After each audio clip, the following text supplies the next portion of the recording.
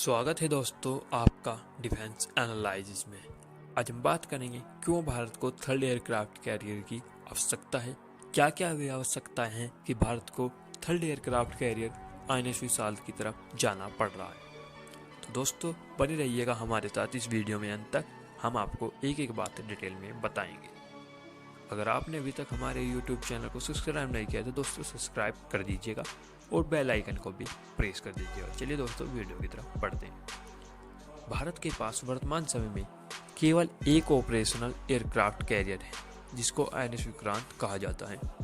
इसके अलावा भारत का जो इंडिजिनियसली फर्स्ट एयरक्राफ्ट कैरियर है वो INS विक्रांत 2022 तक नेवी में इंडक्ट कर दिया जाएगा। लेकिन जो नेवी की रिक्वायरमेंट है उसके अनुसार भारत को 2030 तक तकरीबन 3 एयरक्राफ्ट की आवश्यकता पड़ती है। इंडियन नेवी के अनुसार जब कोई एक एयरक्राफ्ट कैरियर सर्विस या मेंटेनेंस के लिए बेस पर लौटेगा तो तब हमारे पास 2 एयरक्राफ्ट कैरियर ऑपरेशनल होने चाहिए ताकि किसी भी चाइनीज थ्रेट को सी में काउंटर किया जा सके।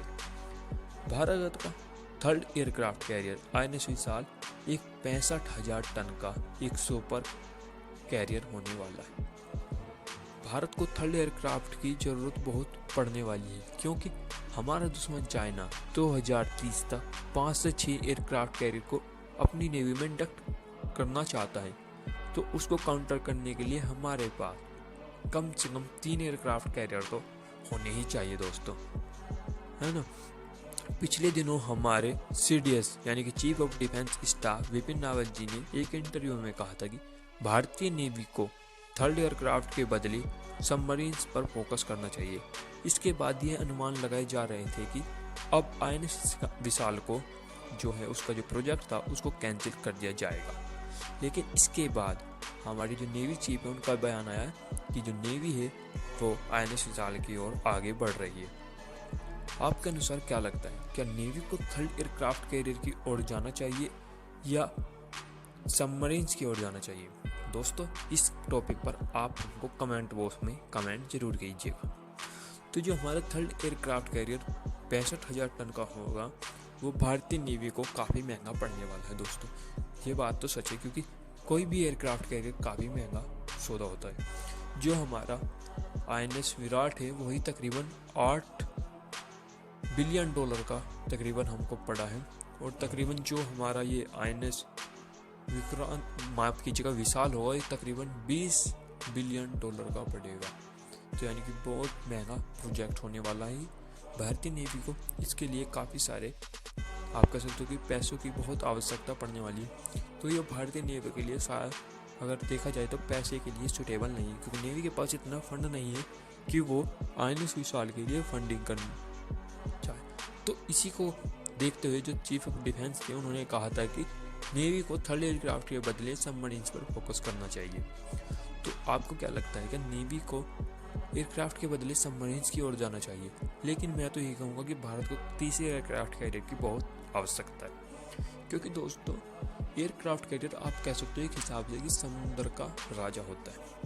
सबमरीन सैनिक नहीं आता है क्योंकि एयरक्राफ्ट कैरियर की एक ऐसी अलग ही पहचान होती है कि जिसके पास जितनी ज़्यादा एयरक्राफ्ट कैरियर वो उतनी ही शक्तिशाली नेवी होती है क्योंकि एयरक्राफ्ट कैरियर वाकई में ही एक अलग ही आप कह सकते हो लीथल मशीन होती है जो अपने साथ काफ़ी सारे भयानक आप कह सकते हो फाइटर जेट लेके जा सकते हैं जो दुनिया में किसी भी कोने में जाकर किसी भी देश पर हमला कर पाने में सक्षम होते हैं। सबमरीन्स भी जाकर हमला कर सकती है लेकिन उनमें बहुत लिमिटेड आप कह सकते हो कि लिमिटेड मात्रा में जा पाएगी और किसी भी देश पर हमला करेगी। लेकिन जो सबमरीन्स है वो प्रोटेक्टिव इतनी नहीं होती, उनका प्रोटेक्शन वो खुद इतनी अच्छे से नहीं कर सकती। लेकिन जो एयरक्राफ्ट कैरियर होती है वो अटैक और जो उसका प्रोटेक्शन होता है वो तो डिस्ट्रॉय फ्रिगेट्स वगैरह पूरी फ्लीट होती है उसके साथ में और साथ में वो खुद भी अपना बचाव कर पाने में सक्षम होता है।